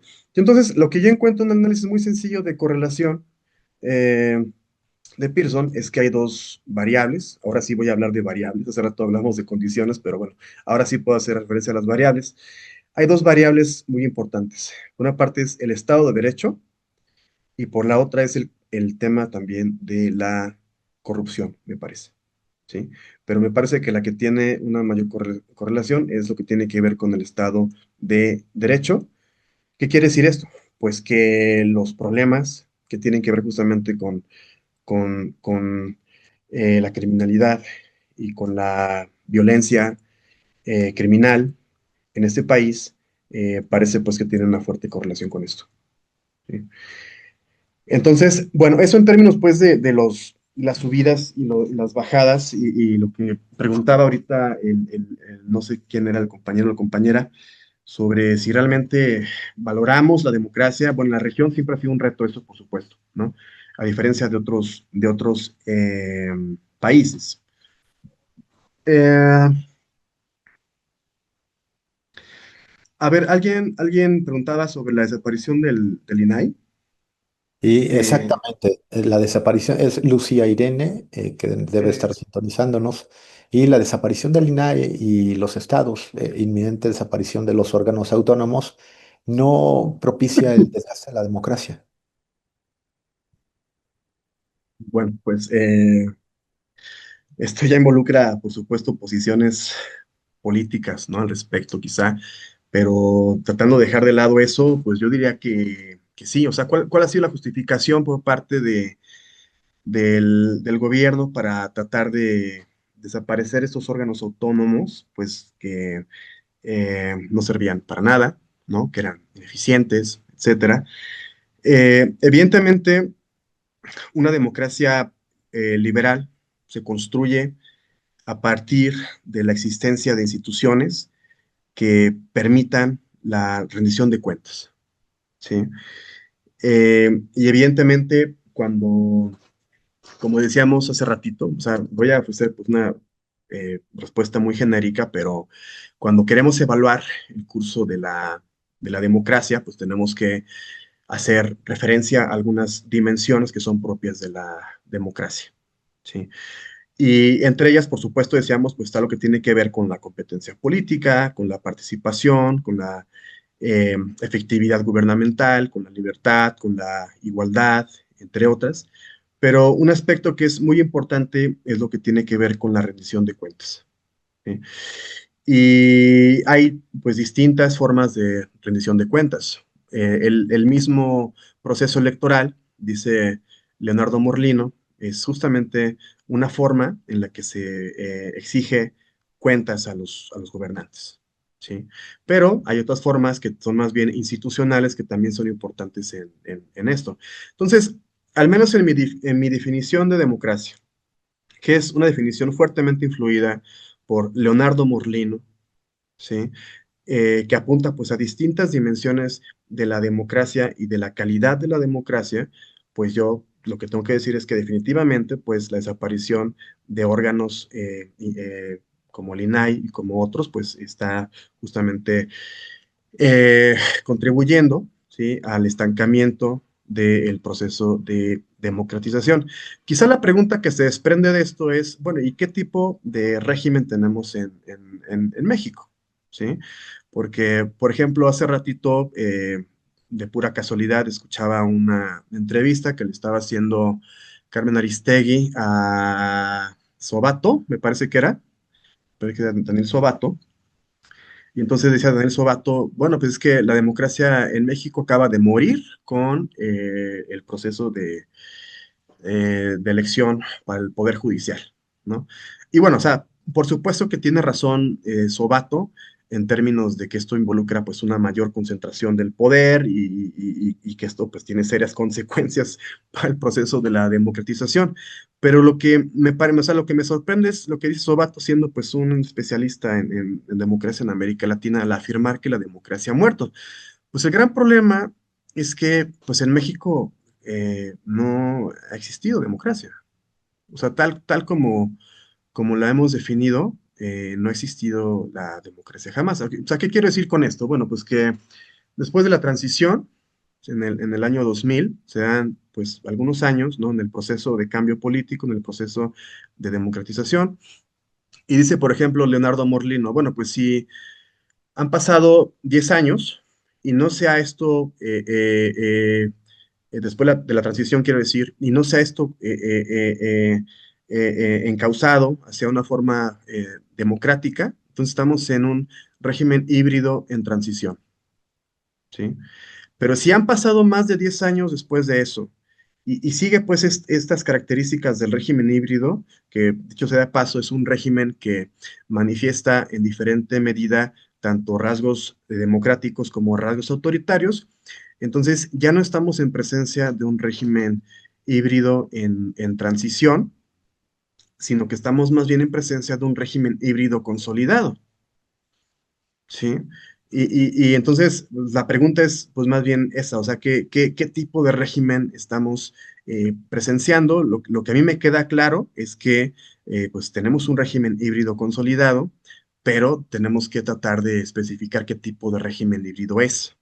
No tengo una respuesta convincente para eso, pero lo que me queda claro es que la dimensión del Estado de Derecho es la dimensión más problemática actualmente, ¿no? Entonces, bueno, o sea, yo mencionaba esto porque la pregunta es si la desaparición del INAI y todo esto contribuye al desgaste de la democracia. Sí, definitivamente, ¿no? Y no solamente eso, sino otros elementos que están contribuyendo justamente a que se consolide un régimen híbrido en el caso mexicano y la desaparición la desaparición, la elección de las posiciones del Poder Judicial que no son figuras de representación y no tendrán por qué ser elegidas, pues da un paso más allá de esto, ¿no? O sea, da un paso más allá de esto porque entonces a lo mejor ya ni siquiera es útil la categoría de régimen híbrido, ya sea transición, un régimen híbrido en transición o un régimen híbrido consolidado, sino más bien un régimen autoritario. Habrá que ver cómo evoluciona esto. Eh, pero bueno, eso lo quería mencionar por esta pregunta sobre la rendición de cuentas. Eh,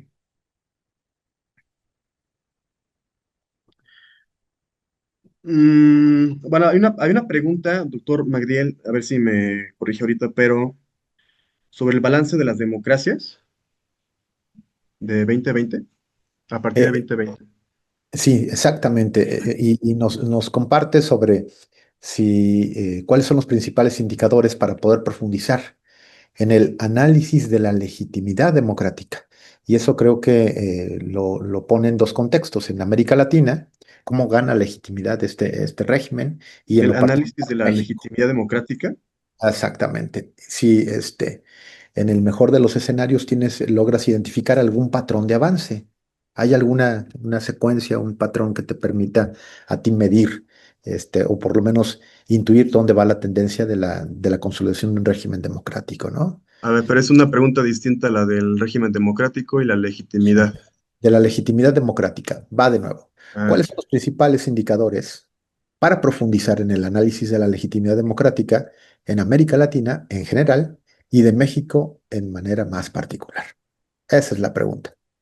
Ok, a ver, factores e indicadores. Bueno, es una pregunta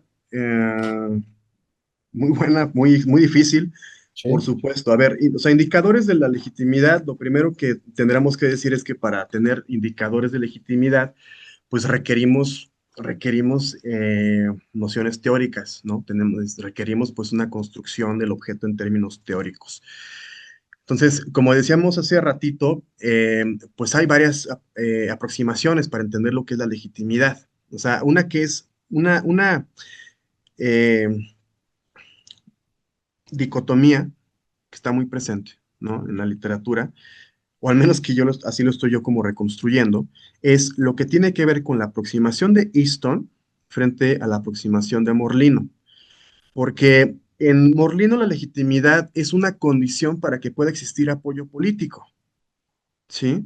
Y en Easton más bien o sea, se infiere que el apoyo a la democracia se vincula más bien con el apoyo difuso, ¿sí?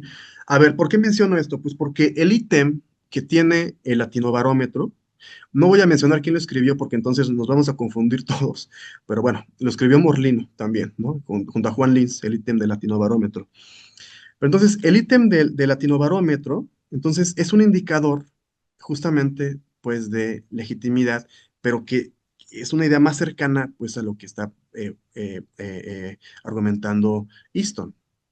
O sea, ¿qué quiero decir con esto? Pues que depende la construcción teórica y que si queremos seguir con Morlino, entonces para poder evaluar el apoyo a la democracia, pues no nos podemos quedar con sondeos o con encuestas, sino que tenemos que justamente tratar de identificar, por ejemplo, cuál es el porcentaje de votación, ¿sí? En los países. Y es un problema porque evidentemente las normativas son distintas. En algunos casos el voto es obligatorio, en otros casos no lo es, ¿sí? Y en el caso de la ilegitimidad, si nos queremos quedar con o la ausencia de legitimidad y de apoyo político, si nos queremos quedar con Morlino, pues lo que tenemos que hacer, por ejemplo, es evaluar si hay episodios de violencia, por ejemplo, cuál es la posición que tienen las autoridades en términos de respetar el Estado de Derecho, específicamente en términos de la represión, por ejemplo, ¿sí? Entonces, esa sería mi primera respuesta. O sea, depende, o sea, si queremos medir la legitimidad y el apoyo, pues depende con qué autor nos estemos casando, ¿sí? En conclusión, la idea de la legitimidad en Morlino se parece mucho más a la idea del apoyo difuso en Easton, y por lo tanto la idea del apoyo difuso es contrario a la idea de apoyo político en Morlino. Ahora bien, la segunda pregunta de quien hacía esta pregunta, pues es qué tipo de factores. Bueno, y justamente lo que podemos ir precisando es que no es lo mismo lo que podemos entender como factores de la legitimidad a lo que son indicadores de legitimidad. Y ahí nuevamente Morlino, por ejemplo, nos hace una distinción entre lo que es la intensidad, o sea, qué tan profunda es la legitimidad y la magnitud, o sea, qué tantos individuos son parte de este apoyo, ¿no? Al régimen. Entonces, en términos de los indicadores, esa distinción entre intensidad y magnitud a mí me parece muy importante. Ahora, en términos de los factores, pues la teoría, como decíamos, es muy extensa, pues hay factores que son económicos, hay factores que son políticos, hay factores que son institucionales, y es una discusión muy extensa esta, muy compleja, pero lo que podríamos ir comentando es que para el caso de América Latina, ¿sí? Porque me parece que por ahí va la pregunta, lo que varios autores han dicho es que los factores económicos tienen un fuerte impacto para la satisfacción con la democracia, ¿sí?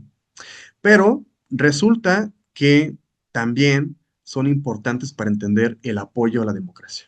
Y esto prácticamente es lo que está planteando un autor que se apellida Magalhães. Es un texto del 2014, si no mal lo recuerdo, donde dice, usualmente lo que dice la teoría sobre la democratización y la legitimidad de la democracia es que la satisfacción de la democracia se vincula con el desempeño gubernamental y también pues con los resultados en términos de crecimiento y desarrollo económico, pero lo que él observa para América Latina es que el apoyo a la democracia de igual manera también puede ser eh, verse influido por lo que tiene que ver con los factores económicos y el desempeño gubernamental. ¿Qué quiere decir esto? Pues que entonces no es un aspecto que esté completamente anclado a aspectos valorativos que expresan pues un tipo quizá de racionalidad muy distinta a la racionalidad instrumental que está en la satisfacción con la democracia. Y bueno, finalmente, lo que también habría que mencionar es que el vínculo entre satisfacción con la democracia y apoyo a la democracia también se puede dar, ¿sí? En términos de que la satisfacción con la democracia, cuando, digamos, se presenta de forma estable durante un periodo eh, eh, que estemos evaluando, se mantiene de forma estable, puede contribuir justamente para construir una base, una reserva en términos del apoyo a la democracia. Entonces, bueno, no sé si con esto respondo la pregunta de quien hacía esto ahorita. Entonces, lo que decíamos es, en primera instancia, pues depende del autor, ¿no? O sea, hay un contraste entre Easton y Morlino, y a partir de eso entonces uno pues, puede generar indicadores, que en Morlino pues vemos una distinción entre intensidad de la legitimidad y magnitud de la legitimidad, y qué otra cosa son los factores frente a los indicadores, ¿no? ¿Y por qué es importante mencionar los factores de la democratización?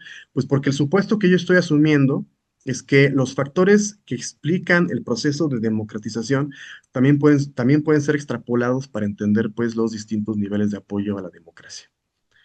Entonces, bueno, yo quería mencionar esto, sé que es muy general la respuesta. Eh, No sé qué otra pregunta había por ahí, doctor Fíjate Magdiel. que hay una que a mí me gustaría en lo particular también escuchar tu punto de vista. ¿Es legítima una democracia que se sostiene en la criminalización de la protesta social?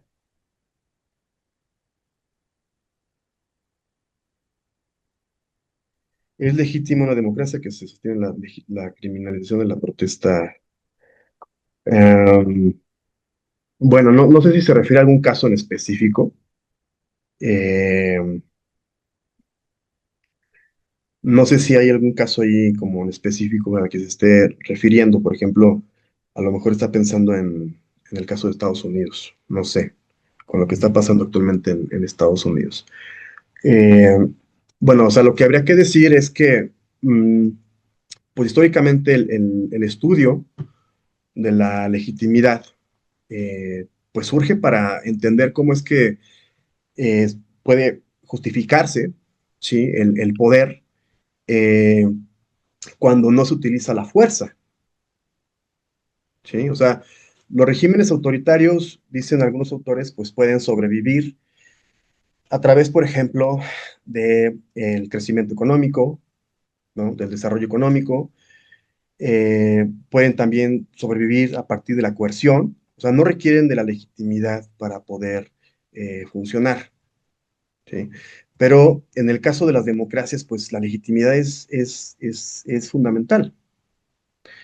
Eh, es fundamental, pues porque justamente en las democracias, uno de los presupuestos es que, digamos, los ciudadanos tienen un poder eh, eh, en términos de elegir quiénes van a tomar las decisiones.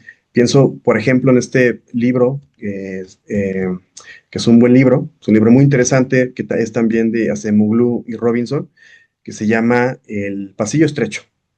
¿Sí? No es un libro de economía, es un libro más bien de política y se llama El Pasillo Estrecho, ¿cómo alcanzan la libertad las naciones? Algo así, ¿no? Entonces, lo que dicen ahí Asemolo y Robinson es que, pues, la libertad es un bien, ¿sí? Que es muy difícil de alcanzar porque requiere un equilibrio muy específico.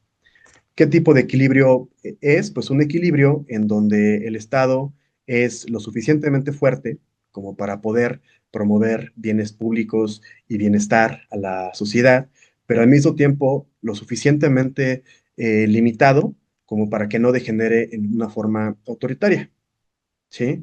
Entonces, para que no degenere en una forma autoritaria, pues la sociedad debe ser participativa, debe ser activa, debe exigir la rendición de cuentas y por lo tanto es una sociedad que está otorgando, si funciona bien el Estado y el gobierno, legitimidad, ¿no? Entonces, a ver, es que no entendí bien la pregunta. La pregunta es si un gobierno puede funcionar bien con la represión. Algo así decía la pregunta, doctor Magdiel. Criminalización de la protesta social. No, pues definitivamente no. O sea, un gobierno que criminaliza la protesta social, pues no es un gobierno que, que pueda mantenerse a largo plazo eh, como legítimo, ¿no? Entonces, cuando se cruza pues un punto de inflexión, lo que va a hacer el gobierno pues es justamente tratar de impulsar una reconstrucción autoritaria de las instituciones con el fin pues de tratar de debilitar, ¿no? La protesta social. Entonces, no, definitivamente no. No sé si con esto respondo a la Yo creo pregunta. que muy completo el tema de reflexión. Sin duda nos llevaría a eh, distintos picaportes, por ejemplo, quizá coincidas conmigo en las deformaciones de la democracia, que de entrada el mismo Aristóteles decía que era un régimen no puro, ¿no? Dentro de su taxonomía de regímenes y sus categorías como aparecían dentro de su formación en los espacios donde el animal político se desarrollaba. Pero me queda perfectamente claro que Morlino, sobre sus aproximaciones democráticas, dice que lo centrífugo y lo centrípeto también nos arrojan algunas deformaciones del mismo régimen, ¿no?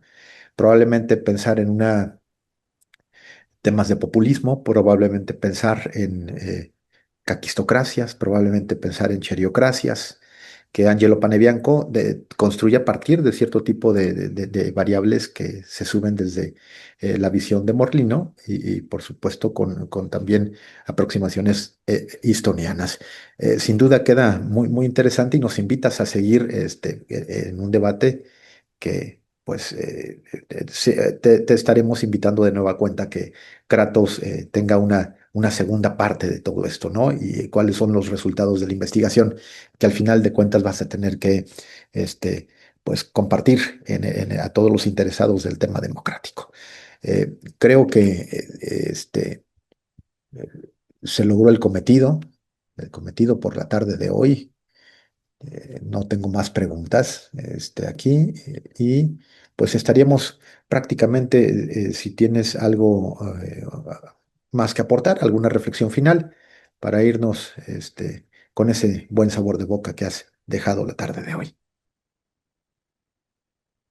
Tu micrófono, te lo tenemos ahí sin sonido.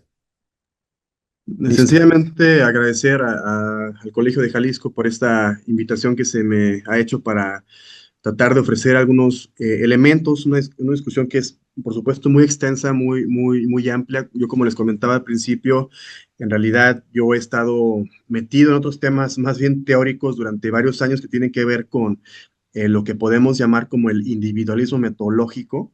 Y Ajá. entonces este salto más bien al análisis más bien de procesos de un nivel mayor incluso que podríamos llamar como sistémico, pues ha sido un reto también para mí. Eh, pero lo que pues yo quisiera comentar por acá es que por supuesto que el análisis de la democracia es un tema siempre Se nos vigente. congeló. No sé si tengan ustedes, No me este, escuchan ahí. No sé si ahí me escuchan. No los escucho.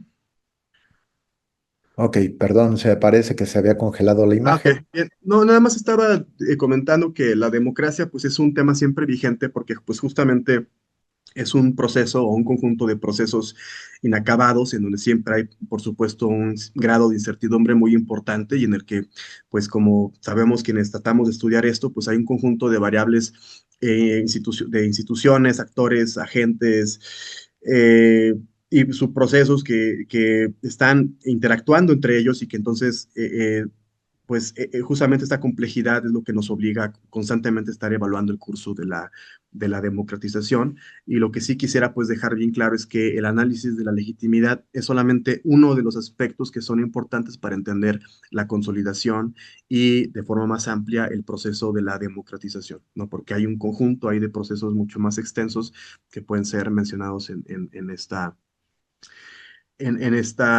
análisis, ¿no? Entonces, bueno, pues sencillamente yo quisiera agradecer al doctor Magdiel Gómez, al doctor Alberto Arellano y por supuesto al Colegio de Jalisco por esta amable invitación y pues esperemos vernos muy, muy pronto. Doctor Plancarte, gracias. Gracias, Zaira. Gracias al equipo técnico.